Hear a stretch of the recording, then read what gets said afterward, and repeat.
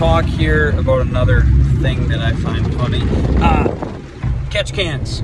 Hold on, my screen is blurry. That's better. Catch cans. There are people who swear you don't need a catch can. Oh, you don't have a turbo or supercharger, you don't need a catch can. Every engine needs a catch can, period. And it has to be vented back to the motor. You cannot vent it to the atmosphere. I mean, you can, and it's okay.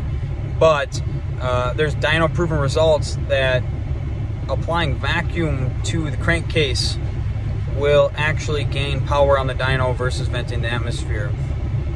You want as little to zero or negative pressure in the crankcase as possible. It is to relieve the pressure in the crankcase. The less pressure in a crankcase, the faster your pistons can go up and down. On top of that, take any LS engine, pull the driver's side valve cover off, and then pull the passenger side valve cover off. You will notice the passenger side valve cover is almost clean. And you will notice the driver's side cover is nasty as shit. Now this is due to a poorly ventilated crankcase ventilation system. The passenger cover is either always blocked off or it goes to the top of the manifold. And in that case, it usually ends up failing the PCV, and it ends up failing anyway.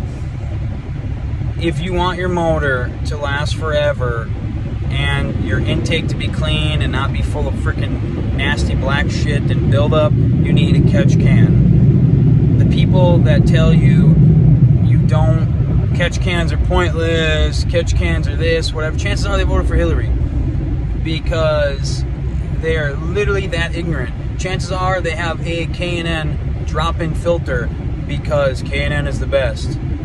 Chances are they have chrome vents on their fenders like a Buick Lucerne. You know, chances are they got Old English letters on their windshield. You know, I keep going on with all the ignorant, dumb shit that they would have on their car, that they truly believe that separating oil fumes from the ventilation system is a poor idea. Chances are the dealership changes their oil, their car stays stock, they never redline it, they never max out the top speed, they don't do any of that stuff. They might even have like a Cavalier or Grand Am, you know, with a spoiler on the back. You know, the windows got the purple tint on them. You know, freaking deer whistles on the front bumper, barbed wire on the license plate. That's the kind of person that you're talking to. Do not believe anyone who tells you that having a catch can is a poor idea, because it is not a poor idea. Fine. Maybe on some vehicles you don't need it. Yeah, cool. You can get 300,000 miles without one. You're right. Yes, you can. But anyone who's ever pulled an intake off of a motor that doesn't have a catch can can see right away the problem. You know, the problem is you...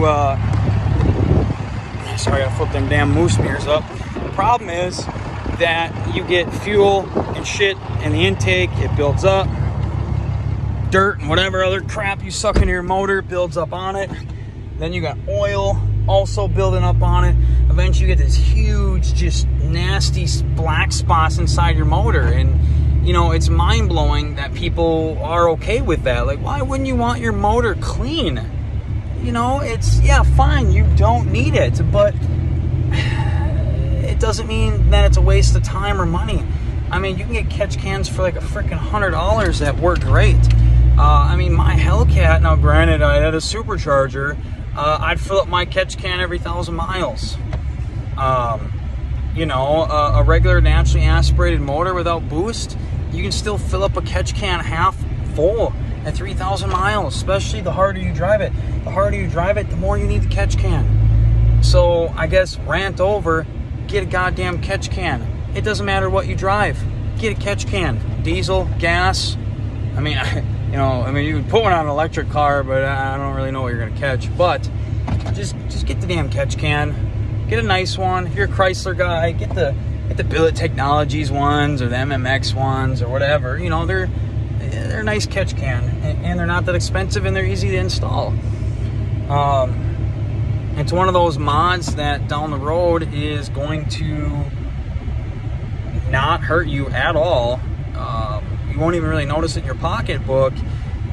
And there's a possibility, if you're somebody who drives your car all the time, it might help you out. Last thing you need is, especially if you have like a supercharged car, last thing you need is oil piling up inside that supercharger and causing it to hydrolock. Even a regular engine, that oil fills up in the intake manifold. I can't count too many intake manifolds that I pull off LS engines that we stand on end, and sometimes we get up to a quart of oil out of one of them. You know, they're soaked, they're full of them.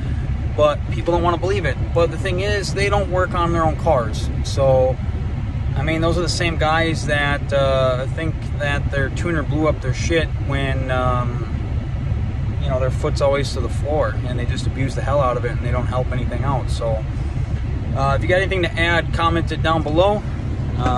Looking forward to seeing the comments on this one.